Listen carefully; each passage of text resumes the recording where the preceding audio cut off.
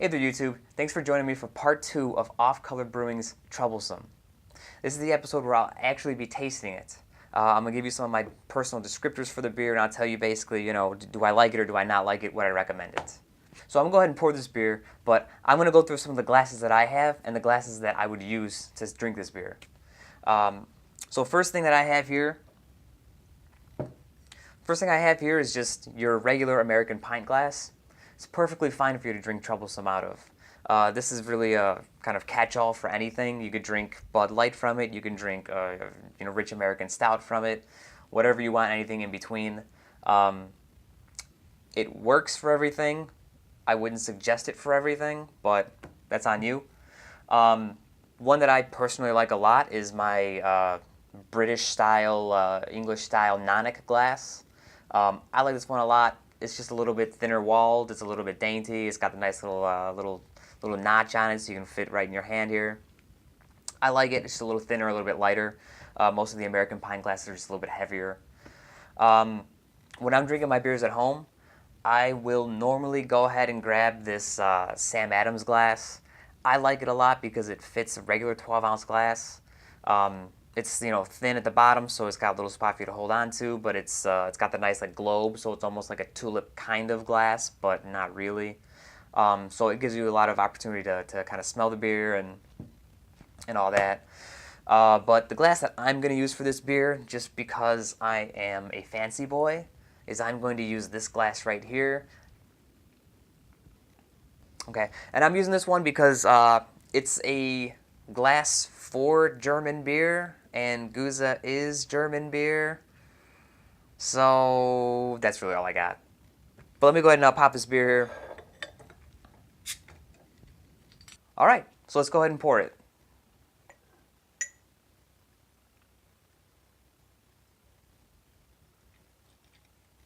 So give it a nice gentle pour. I don't usually like making too much head.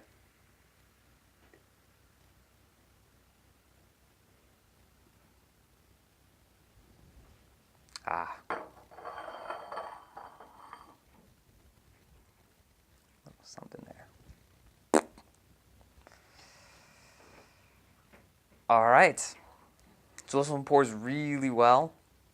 You see it goes all the way up to the top of my glass here. Nice 12-ounce. I'm gonna give you a look. Oh yeah, take a look at that one. So it's got some nice carbonation to it. It's got a pretty small head. The head dissipated, pretty much right away. So as a wheat, it does have a little bit of cloudiness to it. It does have a nice carbonation, nice effervescence to it. Even from just right here, I do get a nice whiff of the beer itself. So it's really kicking out some nice aromas. And so what I'm going to do is I'm going to try and describe just what I smell, what I taste, the way it feels in my mouth. Every beer's got some kind of let's call it untangible. And so anything that's like, oh, it's really hitting me really well, or maybe it's not doing it right now. So I'll let you know about that stuff as well. So let me go ahead and give this one a whiff. So it does look great though. Very, very nice looking beer.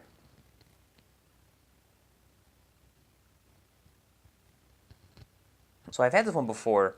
And this one, it's strange to say, it's kind of striking me with a little bit of cinnamon in the aroma. I definitely can smell a kind of acidity, I don't want to say vinegar aroma, because that's not really what it is, but it's got a kind of real brightness, acidic in the aroma. I even get let's call it a underripe peach, or a kind of perry kind of aroma. I mean, I suppose you could call it a little bit of a cidery aroma. It smells good. It definitely smells a little weedy. It's weedy is kind of think of it like a saltine cracker almost. It's just got that dryness to it. Can you see my hand right here? Only if I'm diddling. Whoa. Okay, so it does have a real kind of weediness to it. So let's go ahead and give it a taste.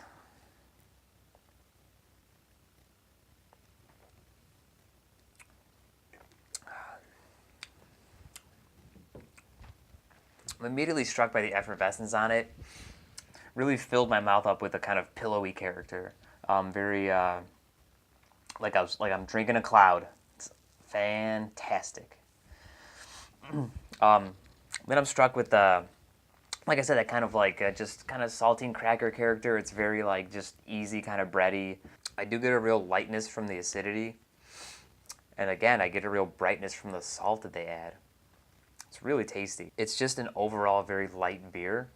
Definitely got a kind of like apple fruit thing going on. Maybe a slight apricot character. It's really good. You know, the thing about this beer is that it's really tasty, but it's very light in the but it has a very short finish on it. You know, it's something like you could take a sip of it, and then you're ready for your next sip. It's something that I could see people who are really into beer really enjoying. It's something I could see someone who's kind of like a novice in craft beer also really enjoying, because the flavors that are in it are very subtle. So this beer has flavors that a seasoned professional taster would catch on. They would know these things. They would taste the subtle nuances of it. But it's something that is very light, and so someone who's new into craft beer could definitely get behind this and, you know, drink a lot of it, because it's very light in alcohol. It's very refreshing. It's very effervescent.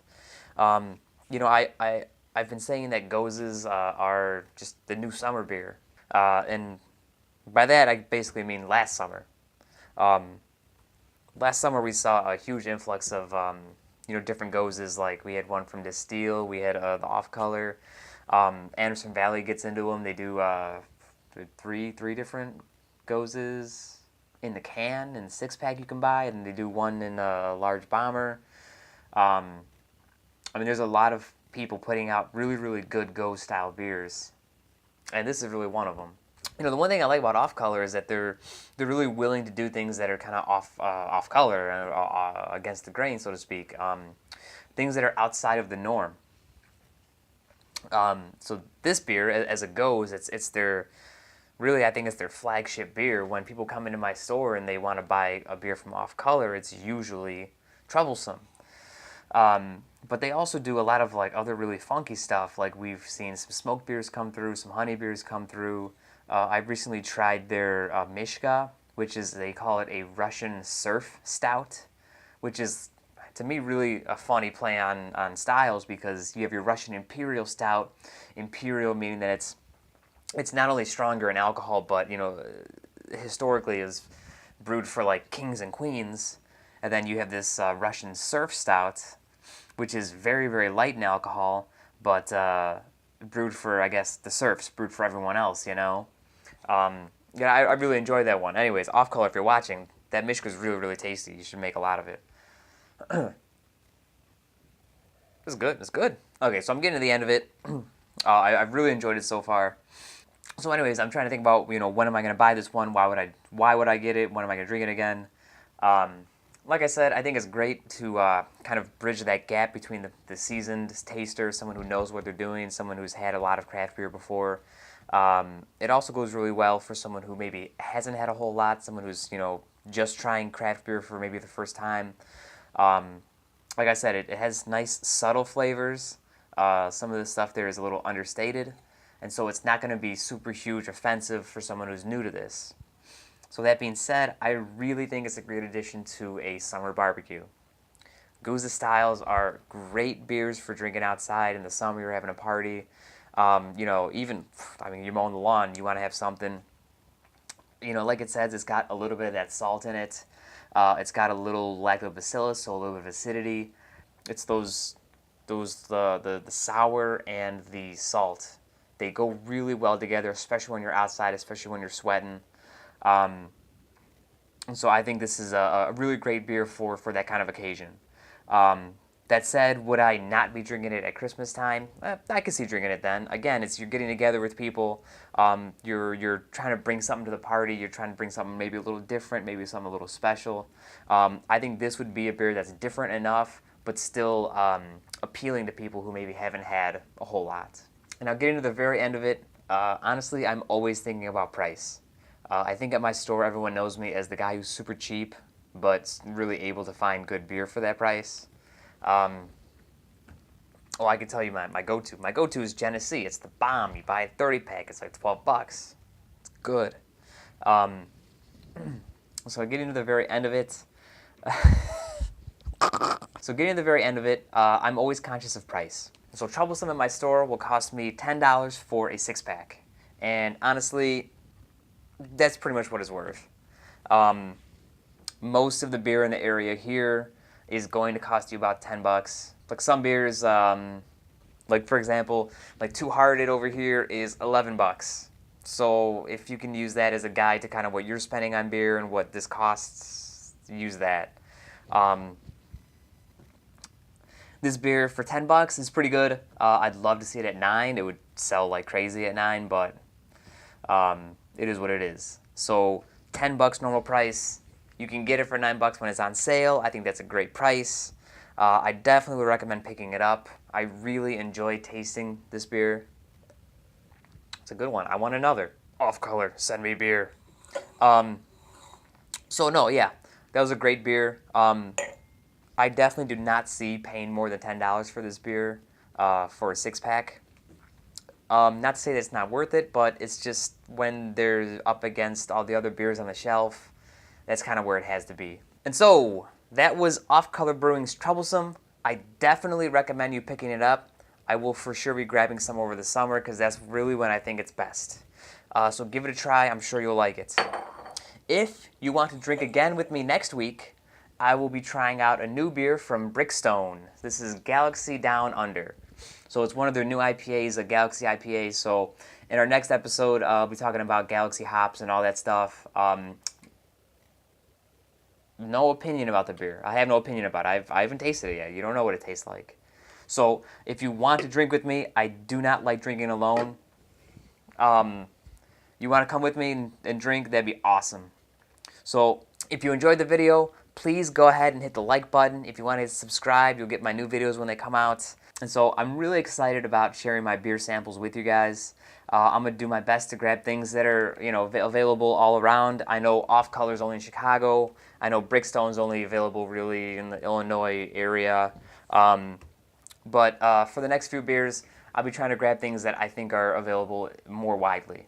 So if you guys have any suggestions, you have any comments, you have anything you want to say to me, you hate my show, I look ugly, whatever, just leave me some comments below. And thank you for joining me. I'll see you next time, all right? Cool. That was cool. I enjoyed it.